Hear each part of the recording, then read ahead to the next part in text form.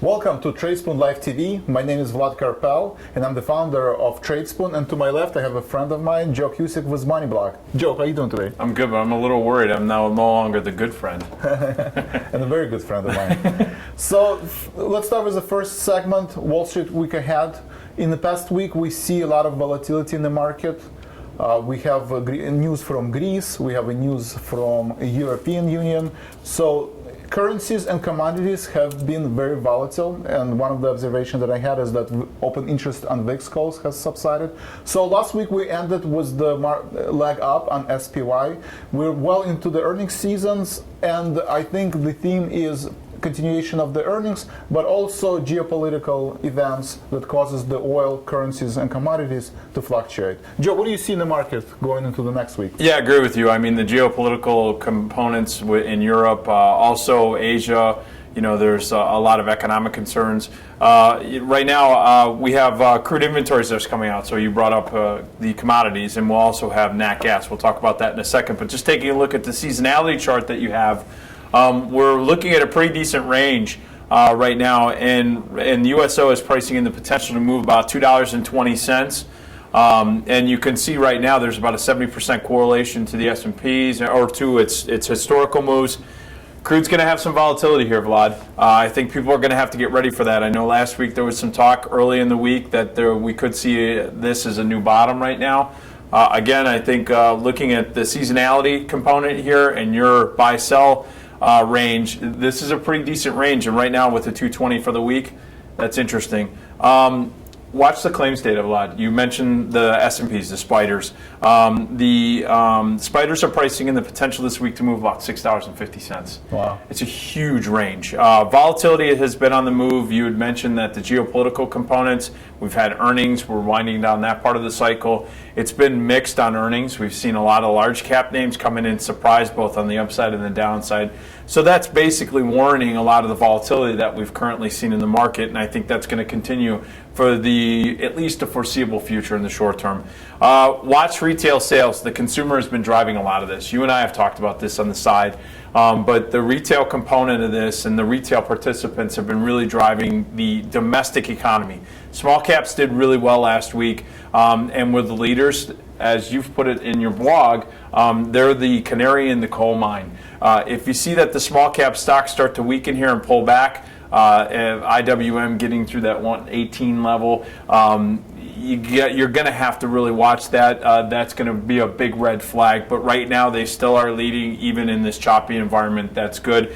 XRT is pricing in the potential to move $3.50. And then finally, we're going to look at nat gas. It's starting to get colder. We've had some cold weather coming in. It was unseasonably warm this weekend here in the Midwest, but UNG is pricing in the potential of a $1.25 move this week. So some interesting moves, all pricing in volatility. And again, the seasonality charts can help you give some perspective on that.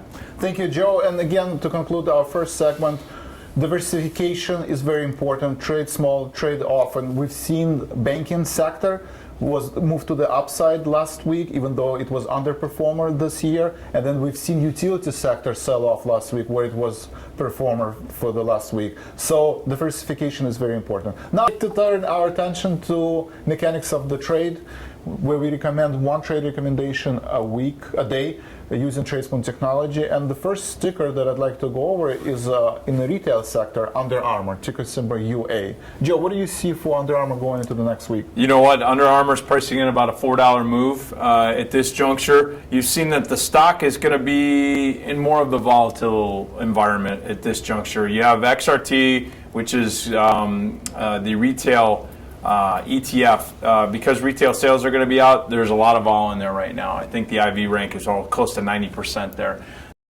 High anticipation of potential violent moves, and I think that's being reflected in the underlying right now.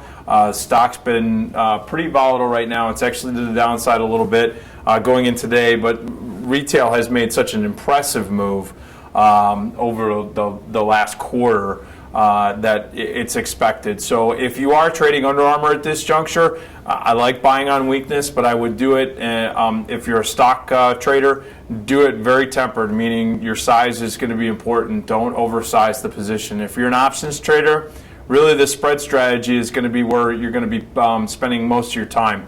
You're going to give up some of that unlimited upside with buying calls through the expiration of that option. But Vlad, I have to tell you, you got to take advantage of that volatility. We've talked about it before in the past. I think we're in agreement. That would be the highest probabilistic trade. And as always, you can use the trade and probability calculator on the idea where you can kind of get a better idea. As you've talked about looking at price targets, you lay it out here really nicely with about a 14% probability of being above 81, selling anywhere between the $75 and $80 calls at this juncture, or $80 calls, excuse me. It seems to make sense taking advantage of that implied volatility that's built into the option. Thank you, Joe, for that insight. And again, we advocate trading small, trading often, and diversification. So what we do at Tradespoon, we're running different predictive analytics on different sectors, and we try to build our portfolio that's diversified among different sectors. So the second sector that we've seen to the upside last year and this year is the defense sector. We've seen Boeing announce earnings last couple of weeks, and they made the move to the upside.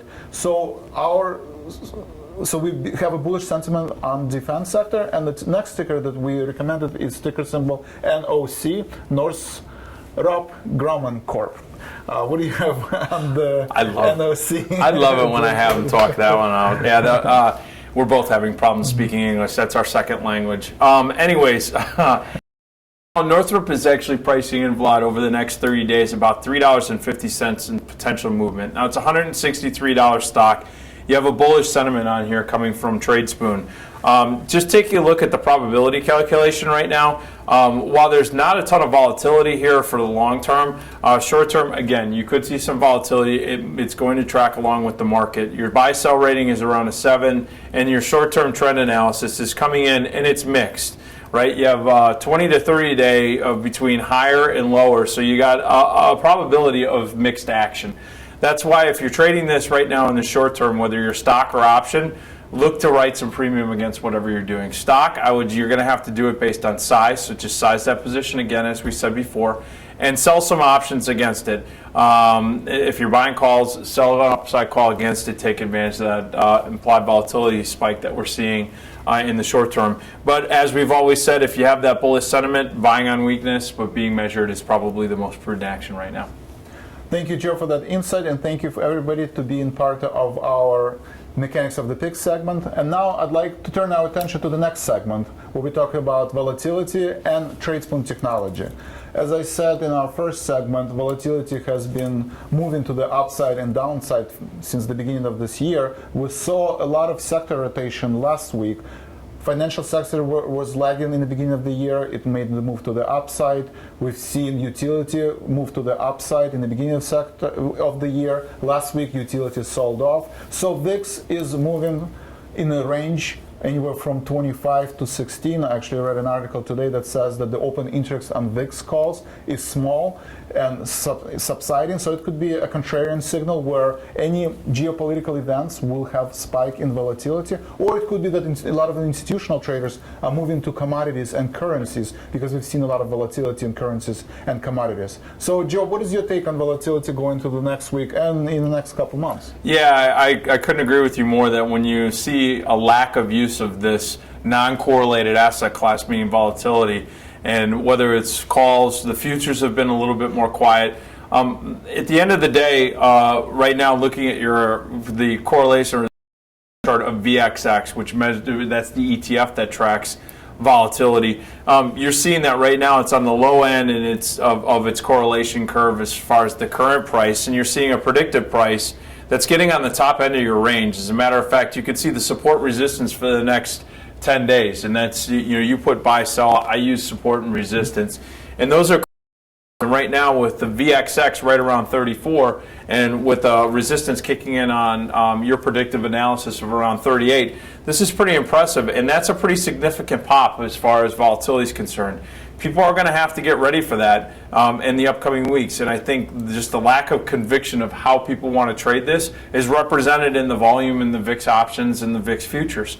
So we're going to keep a close eye on that, as well as use it to our advantage, because this is an opportunity as a premium seller to take advantage of selling short front month premium, whether it's in February or going into the March expiration cycle. I'd be very careful about looking at any further out than that as far as selling a lot of premium. I do still think that the volatility that we're seeing is going to be a new norm going into the next couple of expiration cycles. And then I think as we get through into the second quarter, you're going to start to see the momentum start to get back in, or even in the tail end of the summer, into the bulls territory. But this is the type of trade you're going to have to get used to. Thank you, Joe, for that insight, and thank you, everybody, for being part of Tradespoon Live TV. I want to conclude this segment actually with the chart that you can see on your screen. It's interesting to see that our 20-day forecast, 30-day, and 40 days forecast is mixed based on our predictive analytics, and you can see it in your right-hand corner. And what it actually means is that there's very little certainty right now in the market, and market is trading in a range-bound fashion. So if you try to predict where oil is going to be tomorrow in the next 10 days, it's kind of it's very hard to do this. The oil can go down or oil can go up. Same with S&P. S&P can make a move 4% up or 4% down. So everybody is kind of convinced that, at least for the short term, we are going to be in a range-bound trading, and you have to be trading small and trading often to make sure that you're not trying to predict or take a side or where the market is going to be, but you are ready for the expansion of the level. So thank you again.